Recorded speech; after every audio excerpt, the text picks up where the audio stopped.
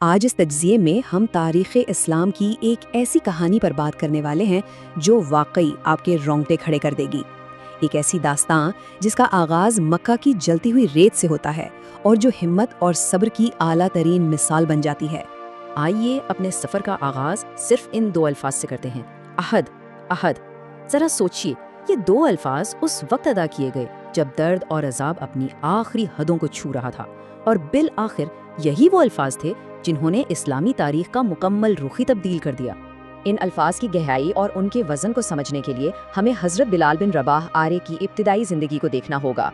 وہ ایک حبشی غلام تھے جنہیں اس وقت کے مکہ کے معاشرے میں نہایت کمتر سمجھا جاتا تھا، اور ان پر مسلط تھا ان کا مالک امیہ بن خلف، جو اپنی ظالمانہ فطرت کے لیے مشہور تھا۔ اب ہوتا کیا ہے کہ جیسے ہی حضرت بلال رضی اللہ تعالیٰ نے اسلام قبول کیا، مکہ میں ایک عظیم طوفان کھڑا ہو گیا۔ امیہ تو لٹرلی آگ بگولا ہو گیا تھا۔ اس کے نزدیک ایک غلام کی یہ ہمت کہ وہ اپنے آقا کی مرضی کے خلاف نئے دین کو اپنا لے، یہ ایک ایسی بغاوت تھی جو وہ کسی صورت برداشت نہیں کر سکتا تھا۔ اب جو اس کہانی کا اگلا حصہ ہے نا، وہ ایمان کا ایک ایسا امتحان ہے جو آج بھی دل ہلا دیتا ہے۔ یہاں بے حد ظالمانہ اور منظم قسم کے ظلم کا ٹکراؤ ایک ایسی ناقابل شکست روحانی مزاحمت سے ہوتا ہے جسے توڑا نہیں جا سکتا تھا۔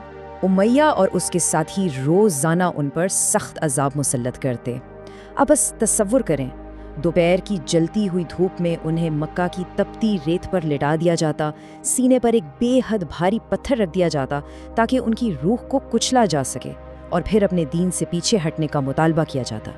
یہ بالکل 2 مختلف ارادوں کا براہ راست آمنا سامنا تھا۔ ایک طرف ظالم کا ضدی مطالبہ تھا کہ اپنے رب کو چھوڑ دو، لات اور عزا کو مانو، اور دوسری طرف اس خوفناک عذاب کے باوجود حضرت بلال رضی اللہ تعالیٰ عنہ کی صرف ایک ہی اٹوٹ آواز تھی، عہد، عہد، یعنی اللہ ایک ہے۔ عذاب جتنا بڑھتا ان کا اعتقاد اتنے ہی مضبوط ہوتا جاتا۔ لیکن کہتے ہیں نا کہ اندھیرا چھٹ ہی جاتا ہے۔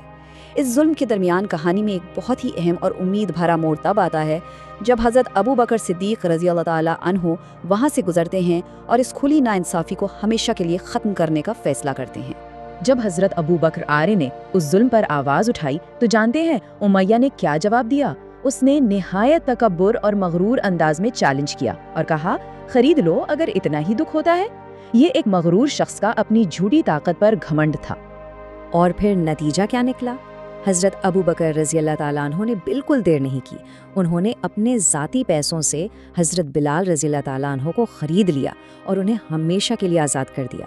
دوستوں، یہ اسلام کی پہلی آزادی تھی۔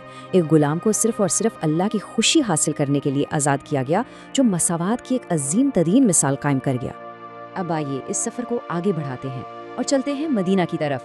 یہاں مسلمانوں کی پہلی مسجد نبوی تعمیر ہوتی ہے، اور وقت ایک بہت ہی خوبصورت اور عظیم اعزاز لے کر سامنے آتا ہے۔ رسول اللہ صلی اللہ علیہ وآلہ وسلم نے مسجد میں نماز کے بلاوے کے لیے کس کا انتخاب کیا؟ اسی شخص کا جسے کبھی مکہ میں سب سے کمتر سمجھا گیا تھا۔ آپ صلی اللہ علیہ وآلہ وسلم نے فرمایا، بلال اٹھو اور اذان دو۔ یہ ایک ایسا تاریخی فیصلہ تھا جس نے اس مظلوم عاشق رسول کو اسلام کے پہلے مؤذن کا اونچا درجہ دے دیا۔ جب حضرت بلال رضی اللہ تعالیٰ عنہ کی وہ بلند اور سیدھا دل میں اتر جانے والی آواز اللہ اکبر، اللہ اکبر پورے مدینہ میں پہلی مرتبہ گونج اٹھی تو وہ منظر واقعی ناقابل فراموش تھا۔ رسول اللہ صلی اللہ علیہ وآلہ وسلم کی آنکھوں میں آنسو تھے، یہ دیکھ کر کہ جو شخص کبھی تپتی ریت پر تکلیف میں تھا، آج وہی اللہ کے گھر کی مقدس آواز بن گیا ہے۔ آگے بڑھنے سے پہلے ذرا اس عظیم سفر کے مراحلوں پر ایک نظر ڈالیں۔ مکہ کی ان تکلیف دہ گھاٹیوں سے لے کر مدینہ میں پہلی اذان کے شرف تک، پھر فتح کے وقت واپس آنے اور آخر میں دماسکس کے ایام تک، یہ دکھ کی سب سے نچلی گہرائیوں سے نکل کر عزت کی سب سے اونچی چوٹی تک کا سفر ہے۔ اب ہم آتے ہیں اس عظیم لمحے پر جو اس کہانی کا ایک مکمل اور روحانی عروج ہے۔ یہ ہے فتح مکہ کا دن، جہاں داستان وہیں واپس آتی ہے جہاں سے شروع ہوئی تھی، لیکن اس بار بالکل نئے انداز میں۔ مکہ کی فتح کے بعد رسول اللہ صلی اللہ علیہ وسلم نے حضرت بلال آرے کو حکم دیا کہ وہ خانہ کعبہ کی چھت پر چڑھ کر اذان دیں۔ ذرا اس روح پرور منظر کا تصور تو کریں۔ یہ اذان انہی لوگوں کے سامنے دی جا رہی تھی جو کبھی انہیں اسی مکہ کی ریت پر روندا کرتے تھے۔ ایک غلام سے لے کر کعبہ کی چھت تک یہ ایک سچا انقلاب تھا۔ جہاں یہ کہانی اس عظیم کامیابی پر پہنچتی ہے، وہیں اس میں ایک بے حد جذباتی اور غمگین مرحلہ بھی آتا ہے جو رسول اللہ صلی اللہ علیہ وآلہ وسلم کی وفات کے بعد شروع ہوتا ہے۔ رسول اللہ صلی اللہ علیہ وسلم کے پردہ فرمانے کے بعد حضرت بلال رضی اللہ پر غم کا ایسا پہاڑ ٹوٹا کہ انہوں نے اذان دینا ہی چھوڑ دیا۔